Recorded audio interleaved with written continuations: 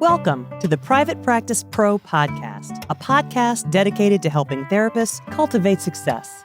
Here's your host, Kelley Stevens. Welcome back to the Private Practice Pro podcast. I'm so excited to have everybody here. And Jackie, I could not be more excited to have you here. I literally was like getting ready this morning and telling my husband, I was like, oh my gosh, Jackie Garcia is coming on the show today. So I'm going to let you introduce yourself and just tell us, first of all, where in the world you're located. And then tell us about your business right now and your private practice. Thank you so much for having me, Kelley. I know that we rescheduled this space, but I truly feel like we needed to reschedule in order to be fully here, fully present. My name is Jackie Garcia. I am a bilingual licensed therapist. I am currently located in Los Angeles, California, and maybe relocating to Riverside County back to, Nice. my the stepping grounds of where I grew up, my hometown. And it's been such a beautiful and messy and unexpected journey to become a therapist. I feel that, that saying where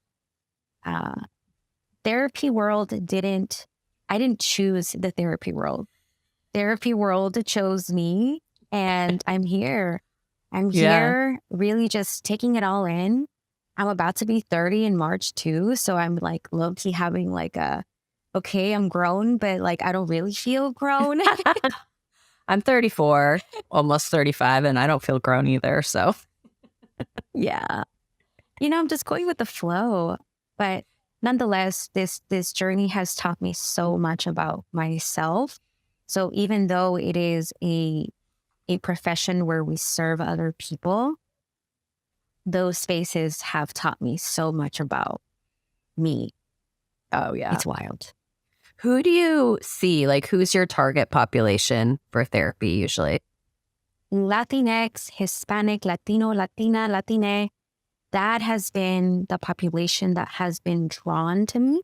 I worked at Tessie Cleveland Community Services in Los Angeles, and I had a pretty diverse population, but because I was Spanish speaking, they provided me with a monolingual Spanish speaking clients. Wow. And I took it. It was beautiful to do the field work coming into their home. And, it was so nice to feel the cultura, feel like they would have sometimes like agua de fresa, like strawberry water for us, or for, the case managers and the team. And it was just such a nice experience to take in before the pandemic hit. Yeah. So tell us a little bit about, were you in private practice prior to the pandemic, or no, you started your practice after? How did that all kind of flow for you? I graduated with my MSW in 2017. I have been in the field as a shadow since 2014, before I graduated from my bachelor's. And wow. I will always give the credit to Paula Alvarez. She's an LCSW, white therapist, bilingual, spoke Spanish and English. And she was my mentor before I even started pursuing MSW. So I will give all the credit to her because she helped me, she guided me, and she led me to the path where I needed to be in order to be connected with more social workers. And so after that, I went into Riverside County mental health. And I did a little bit of field work and outpatient services. And then after I graduated with my MSW, I went to Tessie Cleveland Community Services, which is a community nonprofit organization. And I was there. Where in LA, or where is it located? In LA. Yeah. specifically in, oh my gosh, I can't think of the word right now. Compton. So it's like Compton, and it starts with the G, but I can't think of it right now. It's a city. But it's definitely There's so many little cities all over LA. Yeah. Yeah. Oh, girl, like I was serving South Central. South Central is like Compton. Yeah, it is like Los Angeles. It is East LA. And so there was a lot of areas that we would cover. Yeah, my car was ran down with miles. Yeah. So were you going in home then during that time? It was a field-based position. So I would be strictly going into homes. And so what was it like driving all over East LA, in different neighborhoods? And what was that like? It was a culture shock, not going to lie, because I grew up in Riverside County. That's like 2 hours away from LA County. And they're two different spaces. LA is high populated. I didn't know the streets. The good thing is that I had a great support system. We were placed in teams. So I was part of a that's team. Smart. Yeah. And we were all pre-licensed therapists who were prepping towards licensure. And we had each other's back. Like we were on a group chat. When we felt stuck or unsafe, we would call our supervisor. So it was very family-like. And that's how I survived those spaces. Yeah. With the support from other clinicians. Wow. So you did the majority of your licensing hours there. And then when did you make the switch to private practice? Funny story. I was hella burned out from community mental health, checked out. So I took a break after I got licensed. I got licensed March. No, I'm kidding. January of 2020, pre-pandemic. Yeah, pre-pandemic. Before. Okay? And you're like, here I am, world. I'm ready to go. It's January 2020. Girl, I was like, LCSW. Yes, let's go. And then you thought, never mind. So I had quit my job. Like as soon as I passed my LCSW, I put my 2-week notice. I'm like, here you go. Thank you so much. Here we go. Yeah. Thank you so much for everything, for all the learning experiences. I gotta go. And January 2020, I passed my licensure. Then I had interviewed for Heredia Therapy, which they will always be close to my heart, group practice. And where were they located? Also in LA. Also, it's a group practice also in LA. I was super excited. One of my therapist friends recommended me there, and I was excited to work with her. And pandemic hit, March 2020. It was a group practice contracted by Kaiser.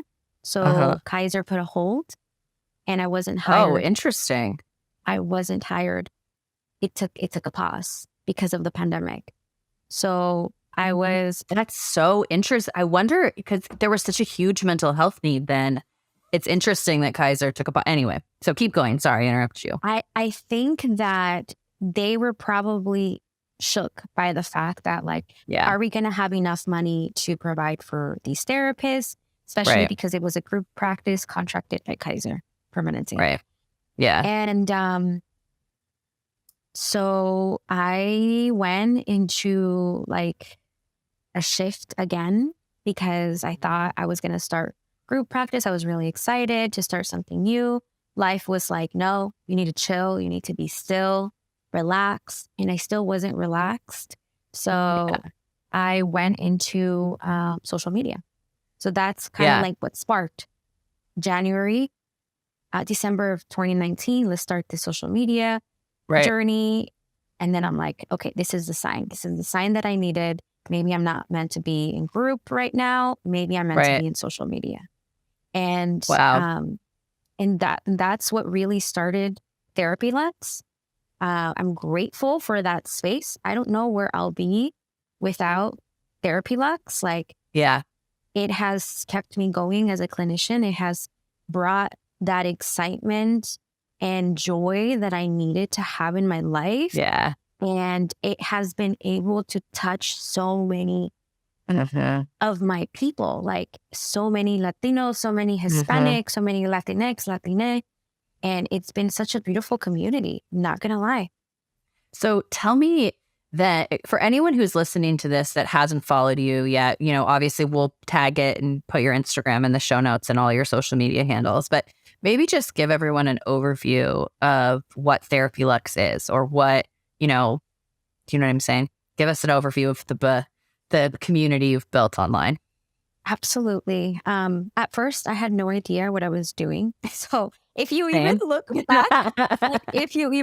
back, at like how I started, I'm like, yo, like I tell tried. people go look at my like first few posts, and it's like, oh, luckily it takes a long time to scroll down, but it's yeah, it's something. Listen, we were trying, okay, and that's all that matters. And so that's why I took breaks, because I was like, okay, I want to be intentional in this space. I don't know how to show up here. So those breaks really helped me just kind of get in touch with my mission, my values. And ultimately, when I started doing reels, it was when it kind of sparked all the ideas, all the creative work. And, you know, my content is really based on my own experiences as a Mexicana, Latina living in the US, and that also went to therapy, that is also currently in therapy, that is also a human, that I have my, you know, life happens no matter who you are. And so it really comes from a lens of, I've been there. I know what you may be experiencing, and I hope that you feel seen, because you're not alone. Okay, so you moved to LA. You're there with Zoe, or you moved to Chinatown. You're there with Zoe. Had you started working at the group yet or not? Yeah, so I think I did the move also in August, and I started in August. So I was like, give me all the clients. I'm ready to work, because I took 6 months off, right? So that's a long time. Yeah. I'm not burnt out no more. Like, give me all the clients. So at first, I thought I was a superstar, and they gave me a bunch of clients, up to like 35 to 40 per week. And that didn't last. Oh my God, dude. 35 appointments, that's a lot. 40 a week I've been at that point, and that's a lot. Back to back. It was like, simple practice, 8, 9, 10, 11. No. Yeah, your calendar is like, yeah. I could not. Yeah. I thought I could, but I could not. And so I did that very shortly. I learned a lot in that space about simple practice, because that was my first exposure being in private practice. So I didn't know what simple practice was. You guys were billing Kaiser? Were all your clients Kaiser clients, or were you kind of have a mix, or what? They were all Kaiser clients. So they had to have Kaiser insurance in order to come to this practice, and connected with so many. I loved with the commitment that clients had in their healing journey, because obviously these are, voluntarily coming into therapy so they can work on, whatever the presenting problem is. And community mental health, we had a little bit of everything. So a lot of them were not receptive to services. So that was hard when you're pulling teeth with some clients. And so it was definitely a different type of exposure. I loved it and learned so much. I was there for a year, and I was ready to go. I'm like, I think I'm ready to launch my own private practice. Social media is going very well. Love where it's going. Love the people that I'm attracting. And I was doing group practice and my own private practice transitioning so fully I could be solo. And so that happened. Oh, interesting. So you went like part-time in one and part-time in the other, or how did that work? Yep. I don't know how I was doing. I was probably in survival mode because I still kept saying, So wait, like, were you still seeing 35 people a week and then you started seeing your own people? I had went down slowly within the year because 40 is not sustainable. Listen, it's just not No. sustainable. You are about to burn out. So therapists, anyone who is, hearing us right now, and you will have a 40 client caseload, take care of yourself. Like, reassess if this is really what you need, because we know you love doing this work, but we have to fill our own cup before we can fill other people's cups. 100%. So 40 is like even beyond the like short periods of time where I've been there. 40 is at the point where you really don't have time to do almost anything else, because that's 40 clinical hours. That doesn't include notes. That doesn't include billing. I mean, that's a lot of work for sure. I also, because of my financial circumstance, it was like survival, right? So I live by myself. I moved to LA. This is what I committed. I need to pay bills. So it was kind of like a sacrifice that I learned the hard way that was not sustainable. So when I opened my private practice, I told myself, I can't work that way anymore, especially if I'm doing like collaborate work with social media as a content creator and private practice. I needed a little bit more freedom and flexibility. So when I did the transition, it was like the self-sabotage, right? Like the imposter syndrome of like, am I doing this the right way? And I struggled with that. I went back to my therapist during this transition. I was so scared. I was shitting bricks. Like, is this the right thing? Because it's so nice to have a check coming in every 2 weeks. You know, 100%. It's those first few weeks or first few months are so scary when you're like, how do I pay myself? What am I going to do? So did you hop into an office, or was your practice fully virtual, or how did that go? It was fully virtual because I got to experience going into group practice, all telehealth. And I loved it. Oh, interesting. Yeah. So the Kaiser, the position with, okay, got it. Cool. I love it too. I never group practice. I probably just went into the office to pick up my computer, and that's it. Because of the pandemic, because everything turned telehealth. Oh, right. I feel that everything has been aligning, even though life has hit me so freaking hard sometimes. Now looking back, I'm like, like that really needed to happen, Yeah, definitely. Okay, so you went fully virtual. How long did you stay part-time in the private practice and part-time in the group practice? Like, how long did you do that hybrid? November, I started collecting or adding private clients into my private practice. And I went little by little. Like, I signed up maybe 5, and then that turned into 10, and that turned. But slowly I was discharging. And or sometimes like I would do monthly, so slowly we would either be transferring, so that way it's not like an abrupt termination. And so I started in November and left group practice in March of 2021.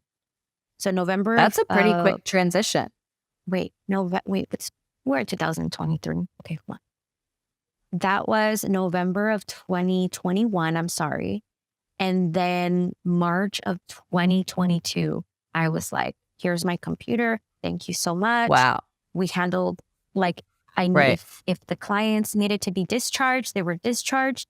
If they needed to be transitioned to another therapist, we did that. Like, it was a month of doing all of that admin paperwork in order for me to leave group practice.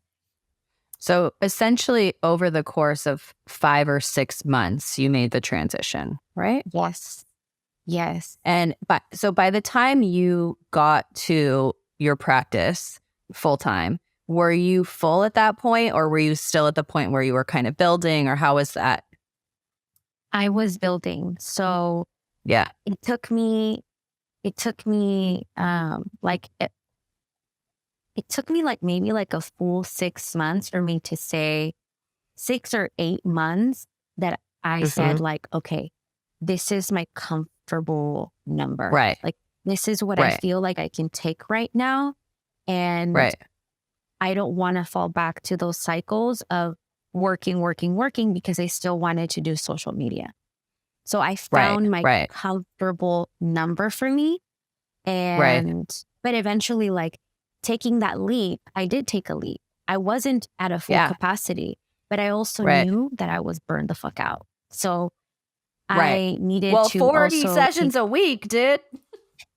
Of course. But listen, I had all my therapist besties. Like I have such a solid support group that also are therapists. Shout out to, Crystal Young. Shout out to, all the people that have helped me just kind of remind myself like, Jackie, you got this, but go to the gym because I know that you like going to the gym and drink your water and have your food. Yeah. And I'm like, okay. Right. Yeah. I mean, I can't say enough about having a therapist crew, people that really do have your back and that tell you like, you can't work this much or, but you're right. I think like a lot of times the times when I've gotten to 35 or 40 clients, I genuinely needed the money. It wasn't an option in many ways not to. And I lived in LA for a decade and LA is expensive. Rent is, I remember reading some article in my 20s that was like, your rent should only be like 20% of your income or something. I can't even remember what it was. And I was like, my rent in Los Angeles is like 80% of my income. Okay. Like I'm paying to live here. So, sometimes you do what you need to do. And I think in different seasons of life too, at the time when I was seeing that many people, I didn't have kids. I wasn't married. I had a dog, but like my dog would come with me a lot of the time to my office. So it was a different season, versus now I could never see that many clients a week. And, and you also, I do think it's kind of like a muscle. You get better and better at seeing more people as you go, Oh, absolutely. Absolutely. Yeah. So I love this field and the importance of taking care of your mental health is so important. Because through all these transitions, right, and you're seeing all of these 40 clients and you're shifting, also life is happening in the back end, like like there's a whole lot of other shit happening. There's a lot of behind the scenes, okay? Like relationships, family, like a lot. So you got to run your whole other life while you're helping other people, So shout out to my therapist because we touched a year this past this January. Oh my gosh, recently, right now. It's been a year since we've been consistent. And I don't think because life has been so like back to back, I didn't really have the room to really focus on my healing. So opening my private practice and having more wiggle room and flexibility allowed me to just really pay attention to me, like my healing too. Yeah. I mean, I think that's one of the most beautiful, I see so often therapists in our early career years, like we get to this point where we're burnt out, we're not taking care of ourselves, and yet we're trying to help other people. And I do see that like that's one of the beauties of stepping into different roles, whether it's private practice or a group practice, of getting a little more wiggle room to take care of you, and I think that that's huge. So now you are just about a year and a half into your practice, or a year, or how long have you been? So I'm bad. So officially, like stamp was November of 2021. So this past November was the first year. So we hit a year in November, and it's already January. So a year and 2 months. So Wow. yeah, I know. That's my baby. I don't have That's kids, big. but Yeah, that's my big. baby. Like You have Zoe, the dog. that's my other baby. That's my true Yeah. son. That is my true son. But yeah, Zoe, shout out to Zoe, because if one person has listened and seen me through my worst, it has been Zoe. He has felt everything. And, we He's your help each other, family. I hope. Yeah. Yeah. Hey, therapists. Are you listening to the show and thinking, I really want to launch my own private practice, but I have no idea where to start? Make sure to check out Kelley's Private Practice Roadmap course. In the course, Kelley gives you the exact steps you need to open your own thriving practice. You can find the link below in the show notes. So at this point, a little more than a year in, where are the majority of your referrals coming from? You're not taking any insurance, right? Or are you? No. Okay, so where are the majority of your referrals coming from? Shout out to Meta. Shout out to Instagram. Yeah. Because it has allowed me to really attract the clients that I want to serve. Due to the content and due to the help and this platform, I have been able to connect with so many people that I can relate to in a much deeper level. Like, it's wild that I got to feel a lot of, I always get this wrong. Countertransference is when the therapist feels something towards the client. Okay. Yeah. Tons of like countertransference in a way where I see these cycles, and I also have gone through those cycles and continue to try my best to break those cycles with my family.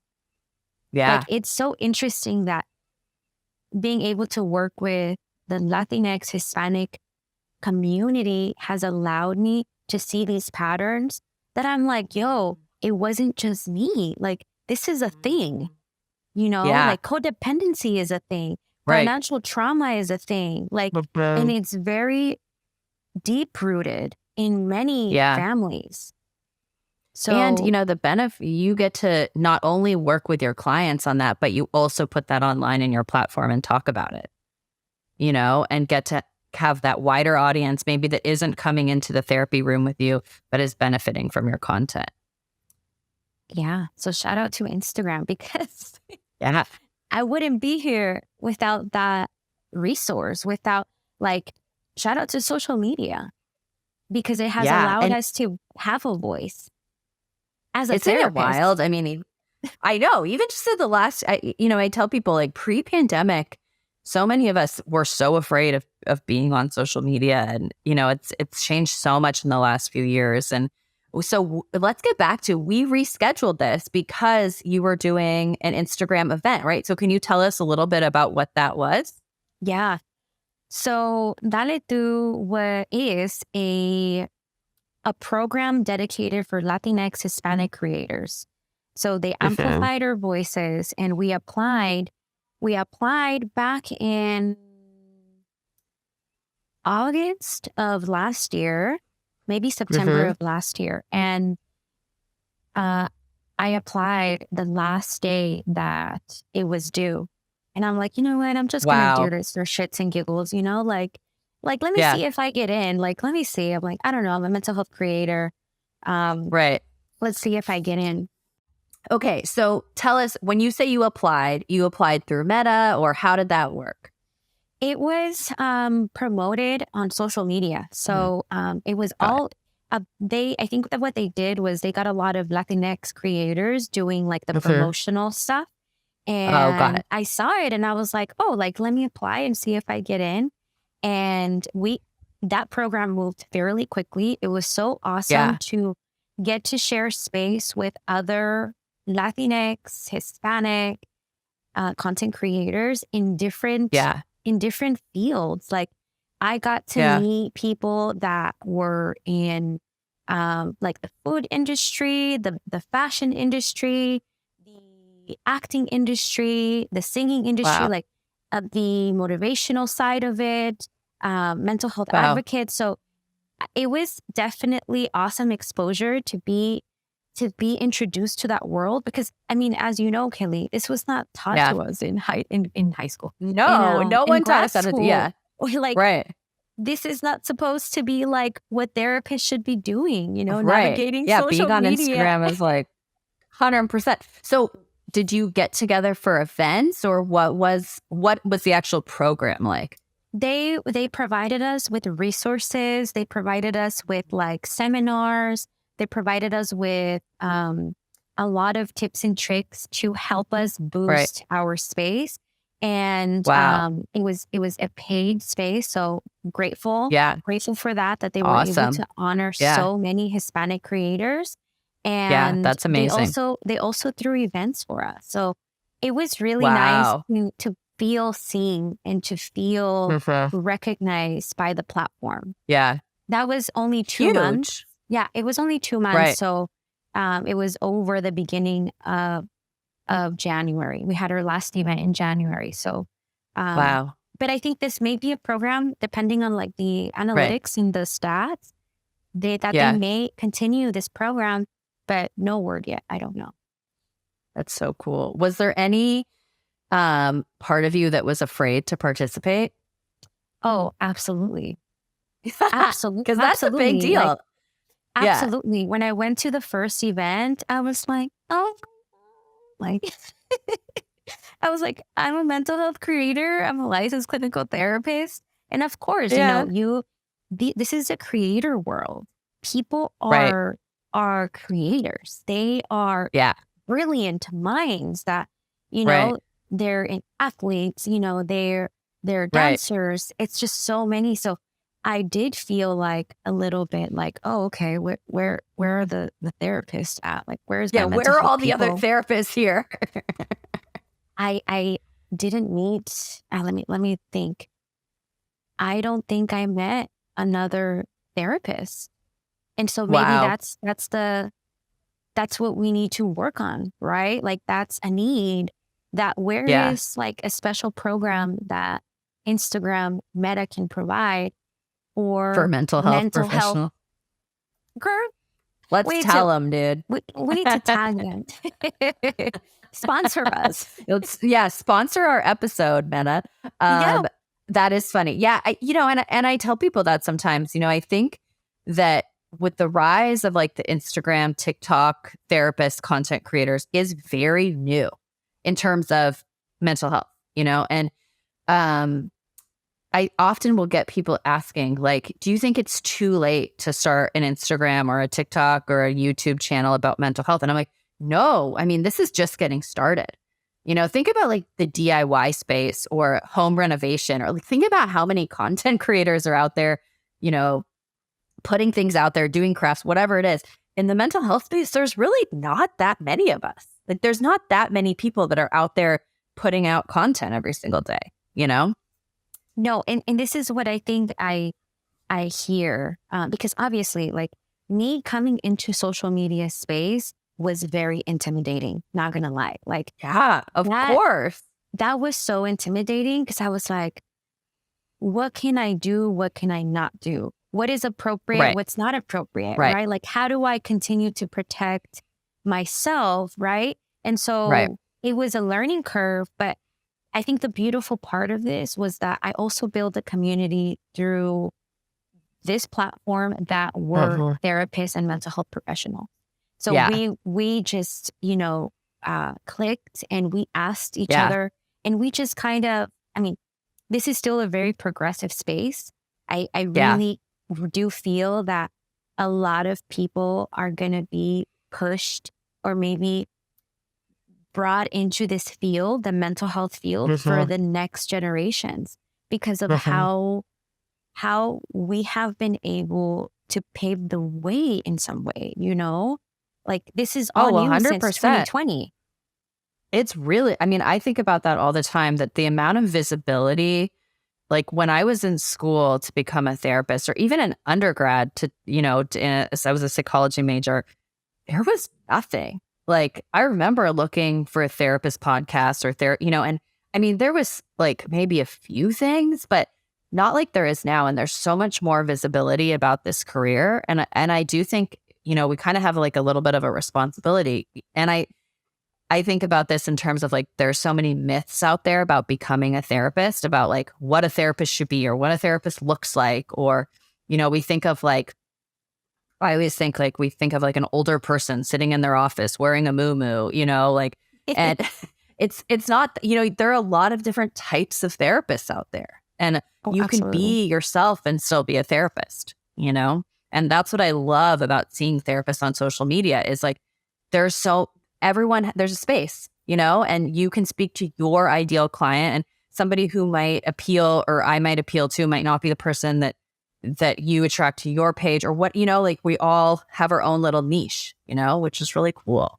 There is room for everyone. Like, yes, it may be a learning curve to get comfortable as a therapist being in the public eye like that. But the amount, like, to me, it's not even about like the views or the number, right? To me, it's like if someone else feels seen by what I provide, that's what truly matters, right? And so, and being authentic, like that itself is a journey too. Like it took me such a long time to feel comfortable and say like, I guess I can talk like me, like I guess I can be Spanglish, like if I want, and so it's also been as a human and as a therapist, like I'm so grateful that I was able to take this step because I don't know where I do know with probably 40 clients, surviving and not living, I'm so glad for you that you're not there.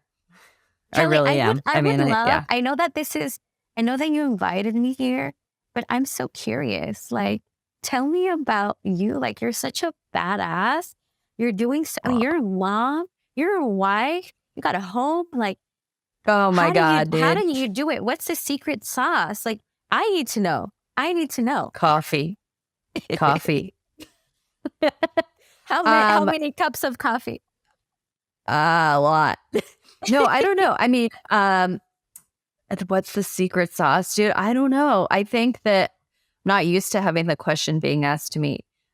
I think that, first of all, a lot of what you said is true for me. I've worked in a group practice. I've been at 40 clients a week. I've worked in agency settings. I've worked in treatment settings. And, I'm thankful for all those things. It's not that I would change them, but I do think that I think being unafraid to pivot when you have to, when you start to get that itch inside of you, like this isn't working. Cause like there's like, I think about like what you're saying about the group practice, like maybe for that year that was working. I mean, what a cool way to transition out of agency life to go from being in an agency to being in a group practice that took insurance and being able to walk into private practice and learn how to use simple practice, learn how to see different types of clients, learn, I went through those transitions too. And every time I feel like I would get to this place of, okay, my life is changing. The needs that my life are calling from me, like are changing. I'm a mom now. So I have a toddler who's, like I'm not like that old, I'm 34. So it's like, I can very clearly remember being, 29 and living in my own condo by myself with a dog, working 40 hours a week, and now fast forward 5 years, I have a young child and I have childcare only till 1 o'clock every day. I'm going to probably run after we finish filming this podcast to pick him up. So being unafraid to pivot when I need to has been like my greatest strength and the hardest thing. It's like, cause you get stuck, I mean, you get in this place of like, and like, there's identity shifts in that. Like, I don't see 40 clients a week anymore. And now I run this platform and I see some clients, but not as many as I used to. And there's like parts of me that are like, oh my God, I miss a 7 client day. I miss my only responsibility being sitting in my chair, seeing my clients. And then there are other parts of me that are like, oh, thank goodness I'm not doing that all day long anymore, you know? So I think making those shifts throughout life isn't always easy, you know? Kelley, I love that. I love that you bring up the fact that life changes and we adapt. Like change is part of life. However, change can be so uncomfortable for many, right? Like that leap is skirt. Yeah. Like it's scary. It's scary. It can be scary. It's and so exciting even like at the same time, right? Like what is out there? Yeah. It's like, I know when I created private practice, when I decided to put myself out there on Instagram, you know, I had been doing this work. I was the marketing director for a treatment center for a long time. And so I'd been doing this already, but not in a public capacity. And I remember saying to my husband, like, I'm going to start putting this out there on the internet. And it was funny because it was at the same time I was on maternity leave with my son, and I had this need to have my professional voice coming out of me all the time rather than like me just talking to a baby all the time. I needed to hear that version of me that was a professional and that was a woman in the world and was me like prior to having kids. And I don't know that I would have done it had I not gotten uncomfortable with being a mom. You know, like I would have just stayed working as a marketing director, or if I hadn't been in motherhood and been in the trenches of every day being home with a baby, I don't know that I would have had the courage or just the need to get out and put my voice on the internet, because I would have been working every day. And it would have been, you know, I would have been doing a lot of the same instead of being like, I can't talk to a baby for the rest of my day. I need to like create some content about business. So do you feel, Kelley, do you feel that it also brought the spark back for you? Oh, yeah. That's been the most interesting thing about creating content online. Like, I feel so lucky. I don't know about you, but like, sometimes I look at my follower count or I look at my Instagram and I'm like, holy shit. Like, what is that? You know, who are these people? Like, you're like, and I'm like chatting with people about their practices and watching people build businesses. And I'm like, whoa, this is, because you don't go into it, at least I didn't go into it thinking like, you know, I had 200 followers at one point and was creating content. And I didn't think like, oh, it was going to become this big thing. And then it was crazy.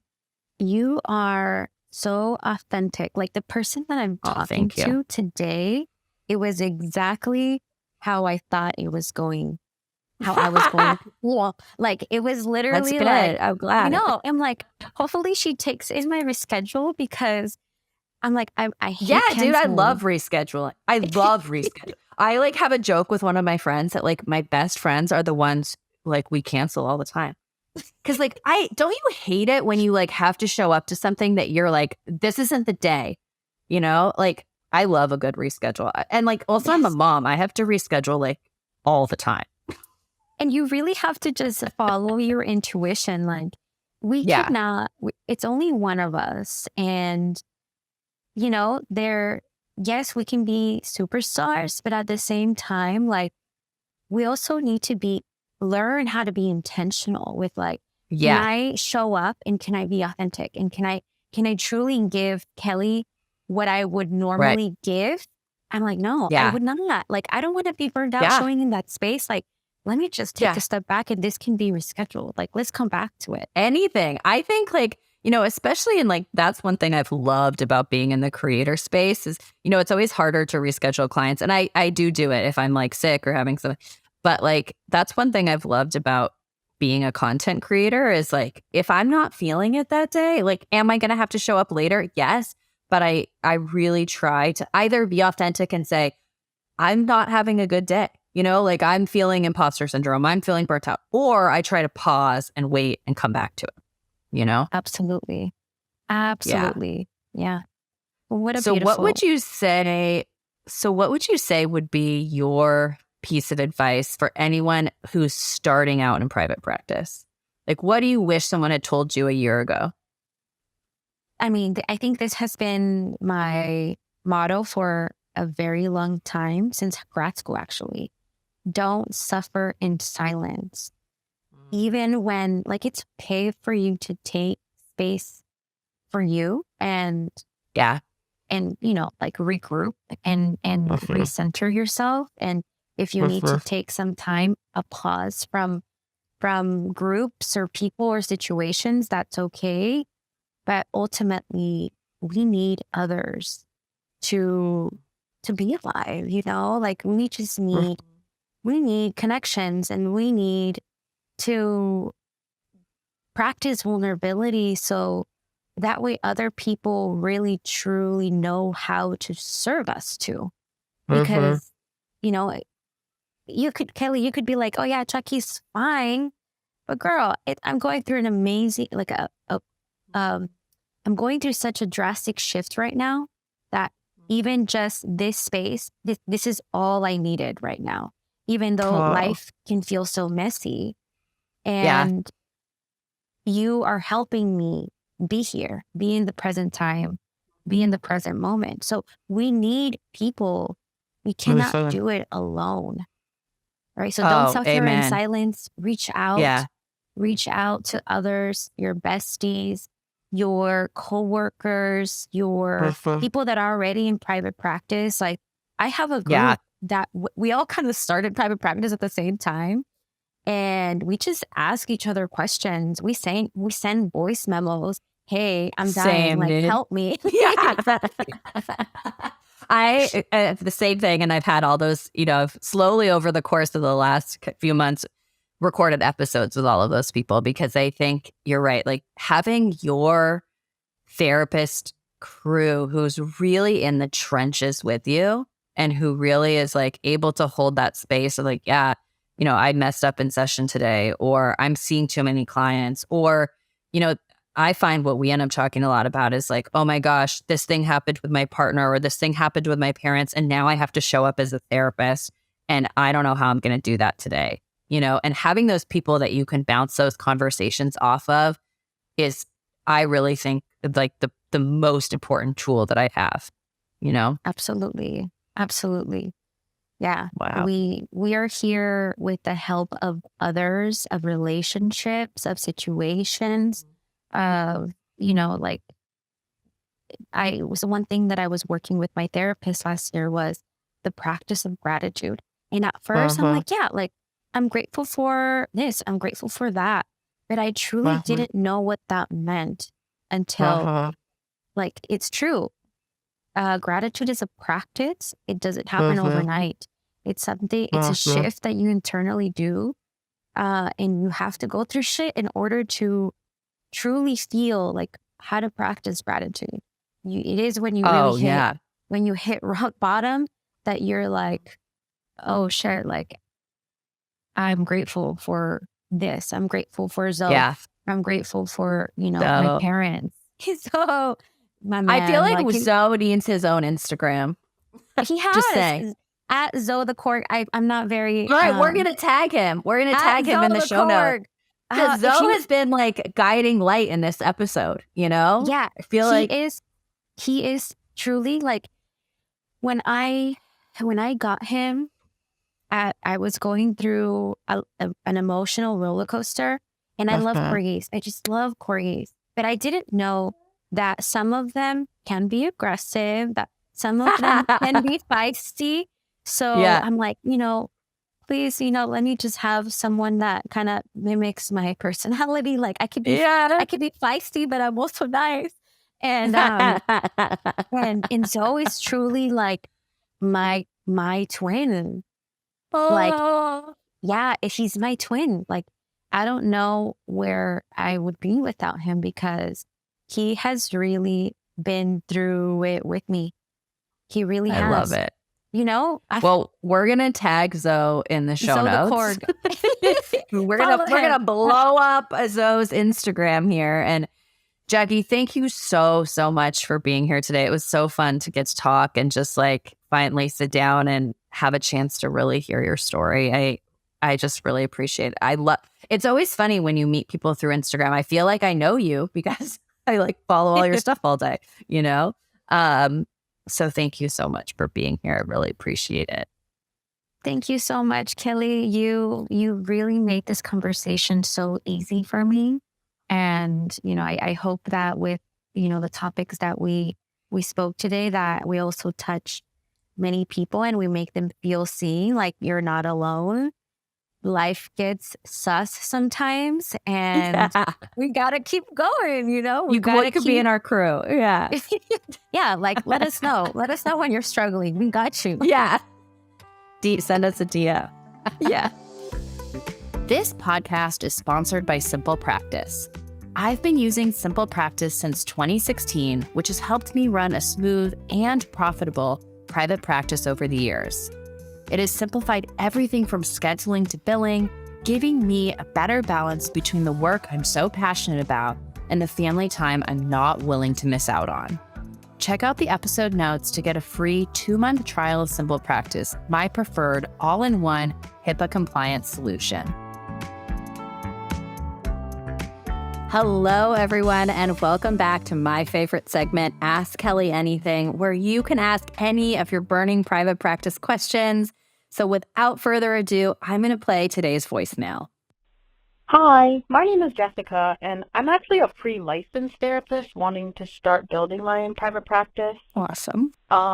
This type of thing seems to be kind of frowned on and not really talked about that much, but a few months ago, I had to resign from my agency job to relocate to support my partner's career. And now that I've been removed from the agency world, I'm kind of realizing that I don't really have the passion to return to it. And I'm in a really unique situation that would allow me to kind of take a chance and commit to start building my practice. And I was just wondering if you'd be willing to share your thoughts on the process of maybe some of the challenges that could come up, or maybe like how it would be different to start a practice being pre-licensed, and if you think it's still possible to obtain something like LPC licensure through that type of work, like given the requirements and things like that.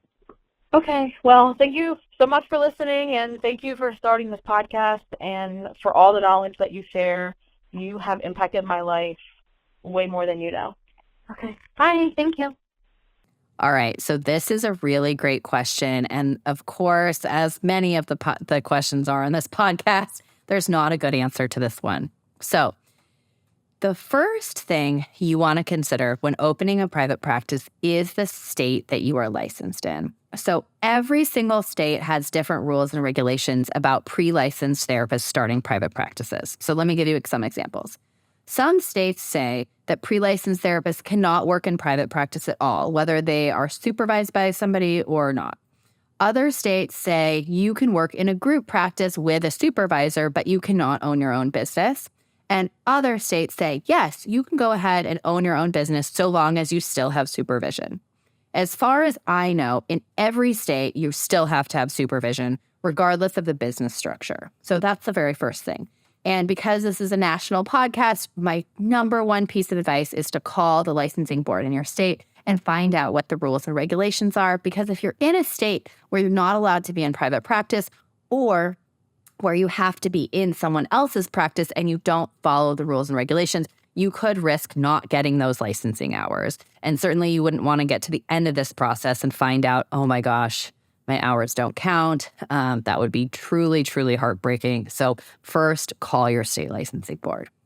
If you find out that you're in a state where you are allowed to open your own business entity and have your own private practice, so long as you have a supervisor, then by all means, I would say go ahead and do it, right? If you feel like you're in a position where you are ready, then do it. I think so often as therapists, we listen to the myths or the advice of other people. And sometimes advice is really good, especially if it's somebody we really trust.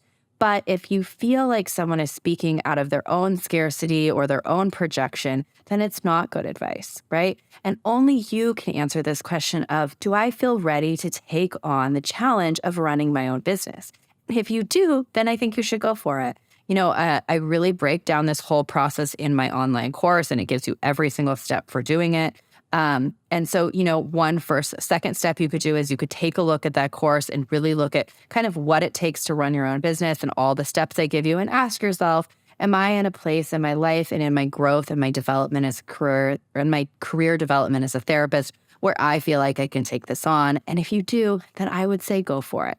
I think the only unique challenge for therapists who are pre-licensed is marketing, and putting themselves out there and kind of explaining what it means to be pre-licensed, I think can be tricky, especially if you're not kind of working in a group where you can say, I'm working under so-and-so. But I think that there are ways to get around that too, to talk about your experience, to talk about your passion for working with clients, to talk about why you really love the work that you're doing. And I don't think there's any reason that you couldn't open a private practice as a pre-licensed therapist so long as it is legal in your state. So I hope this helps. And I'm so thankful for your question, and I'll talk to you all later. If you would like to be featured on Ask Kelley Anything, I love getting listener questions from you guys. Anything about private practice goes. And the best way to do that is actually just to give me a call and leave me a question on my voicemail. So I'm going to tell you the phone number right now and make sure to write it down. Here it is, 805-243-8241. I'm looking forward to hearing from you.